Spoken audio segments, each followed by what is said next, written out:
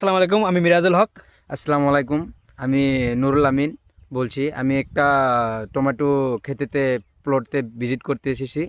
তো আজকে কি টমেটো এটা চাষ হয়েছে আমার ভাই এটা সম্পূর্ণ এক্সপ্লেন করবে। ফ্রেন্ডস, আমরা এসেছি এই টমেটো প্লটে। দেখেন, এই প্লটটা খুব সুন্দর হয়েছে।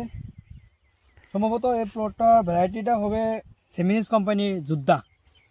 তো দেখেন, প্রচুর আপনার টমেটো ধরেছে। দেখেন, যদি এখনও হারভেস্টিং অবস্থা নাই, তথাপি মানে একটা গাছের নিচে যদি হয়ে থাকে 10-15 কেজি টমেটো আছে। দেখেন আপনারা, এটা দেখাই দাও, এটা দেখাই দাও, এটা দেখেন এদিকে আসো। এরকম টমেটো আছে।